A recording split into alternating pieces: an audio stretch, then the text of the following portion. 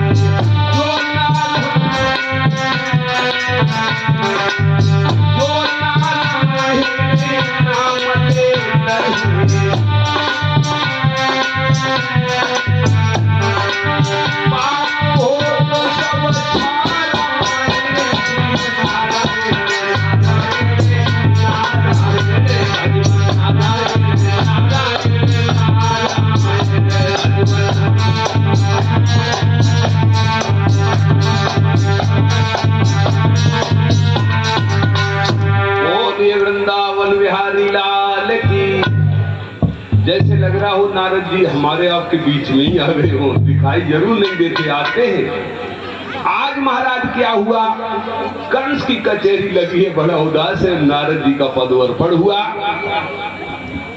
नारद जी को देख करके कंस ने कहा प्रभु बड़े दिलन में आए और दोनों तरफ की बात बताने वाले दोनों तरफ बड़ा खुशी में रहते। महाराज इंतजार करते लोग हमारी खबर, हमें उधर की खबर बताएंगे आके, और उधर वाला भी बैठा रहता है इंतजार उनके उधर की हमें बताएंगे आके। तो ऐसे लोग दोनों ही जगह लाभ उठाते, लेकिन जिस दिन पोल पट्टी खुल जाती उस दिन दोनों जगह से मारे जाते।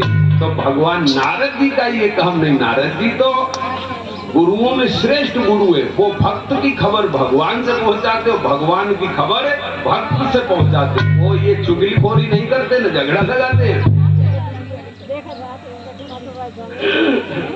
तो नारद जी को देख के कंस ने दंडवत की हो, कहा महाराज और महात्माओं का कदर नहीं करता है कंस, लेकिन नारद जी को बड़ा सम्मान देता है। तो नारद जी बोले कंस तुम्हारी ये दशा कैसी हो गई?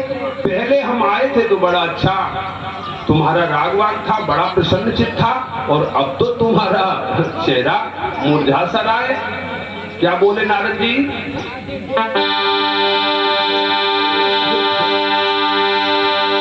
नारद बोले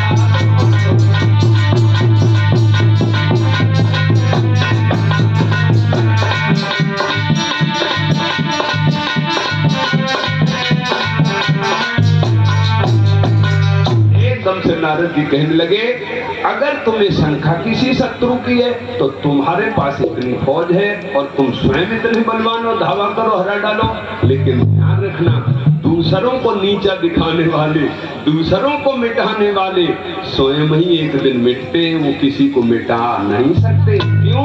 कि जिसके रक्षक हैं भगवान, और वहां तो स्वयं ही भगवान है, भक्त को नहीं मिटा सकते, भगवान को क्या मिटा लेंगे? हैं?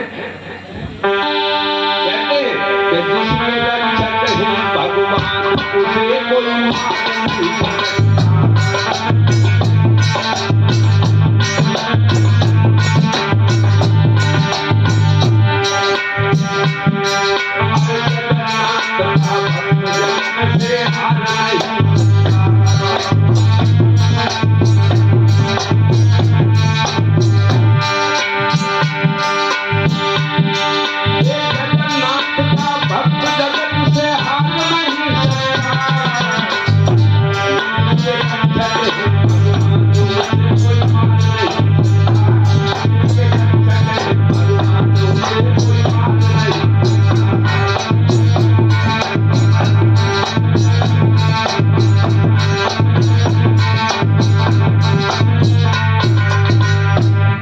जिसके रक्षक भगवान ने उसे कोई मार नहीं सकता। जगन्नाथ का भक्त जगत से कभी हार नहीं सकता है महाराज। नारद जी बोले बात क्या है? तो कंस कहने लगा महाराज हमने जैसो जैसो इलाज कराओ गड़बड़ वैसो ही ज्यादा हो रो, बीमारी ऐसी है ताऊ की रोग ही नहीं बस में। कुछ लोग अहंकार रोग को ले ले, जकात हम दिल्ली में इलाज कराया दवाई नहीं काम करते। ऐसी बीमारी जुए का अहंकार है कि हमें इतनी बड़ी बीमारी हुई, बताओ ये भी एक अहंकार है। तो क्या बोले महाराज कंस कि मैंने जैसी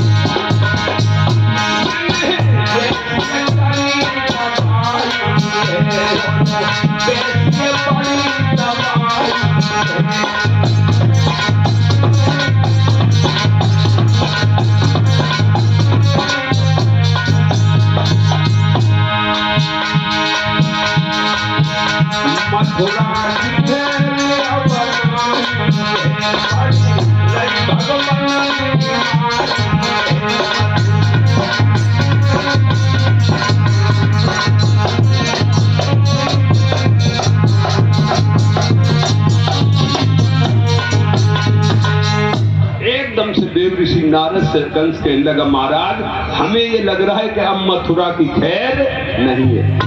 अब तो ये बीमारी इतनी बढ़ गई है कि हमको लग रहा कब्जे में आने वाली नहीं है। कि जितने हमने दैत्य भेजे महाराज किसी ने आके ये पता ही नहीं बताया कि है कैसा, अरे मोटा है पतला कैसा है, कुछ तो बताते कि उसका बल कैसा है, किस तरह से हमला करता है, उस तरह से हम तैयारी करते। नारद जी बोले पागल हो तुम, अरे यादवों में दिमाग कितना होता है जो तुम इतना जोर शोर से सोच बैठे। थोड़ा सा कोई लालच दे दो तो सब चले आएंगे, निमंत्रण ही कर दो तो सब झरा चले आएंगे। भोली भाली जात कैसे भी पकड़ लो।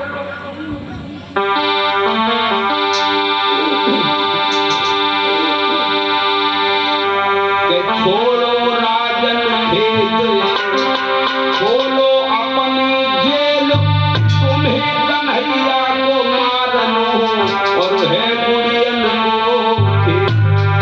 आप ये सब बातें छोड़ो, अपनी जेल खोलो और 2 दिन के बच्चे बाबा नंद से चलाएगा, कहाँ वो लड़ लेंगे तुमसे। कहाँ एक राजा भोजराज और कहाँ एक गंगू तेली। क्या बात कर रहे महाराज। अब मरवाने के लिए नारद जी चढ़ाने लगे महाराज।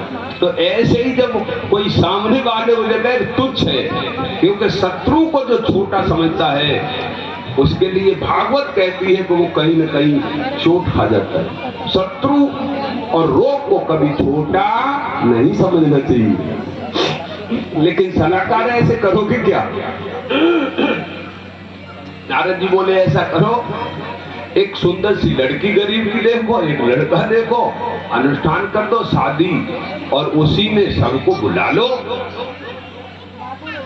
एक पत्र लिख दो और उसी में काली दह में कमल के फूल हैं, उन्हें मंगा लेना। वो यहाँ आएगा ही नहीं, वहीं मारा जाएगा। कालिया नंग उसमें रहता है। जो ये बात सुनी महाराज कालिया नंग की, सो कंस बड़ा प्रसन्न हुआ। ये युक्ति सही बताई गुरुजी, हम तो व्यर्थ में ही लड़े लड़े मारे जा रहे, हमारे बहुत योद्धा मारे गए।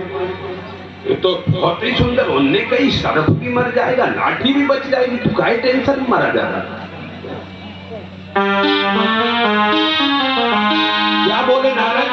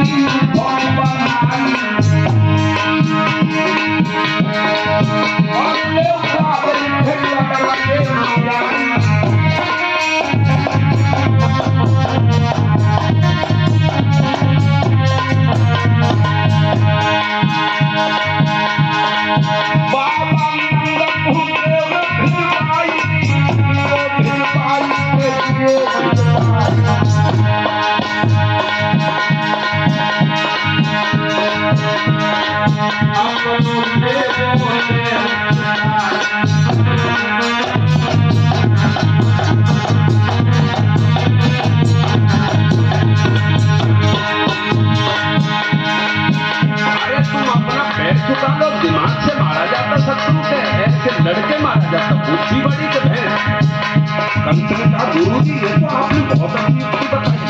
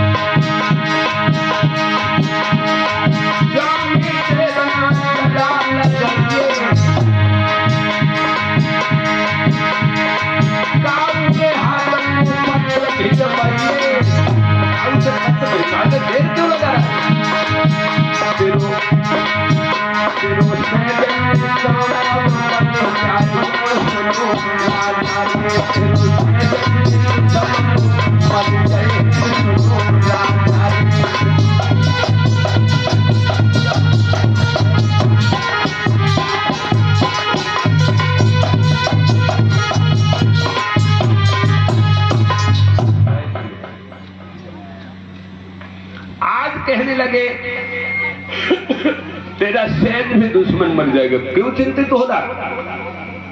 अब तो कंस को बड़ी राहत मिली और महाराज उसने तुरंत एक पत्र लिखा, लिख दिया कि सेवा में सादर प्रणाम बाबा नंद, आपकी कुशल क्षेम को बरकरार रखते हुए मैं अपनी कुशल क्षेम भी लिखता हूँ और मेरी एक प्रार्थना है कि छोटा सा एक काम हमारा कर देना। हमारे यहाँ आमंत्रित हो सादर आप, और जब आओ तो एक छपरिया 2 छपरिया कमल के फूल काली देर से जरूर लेके आओ।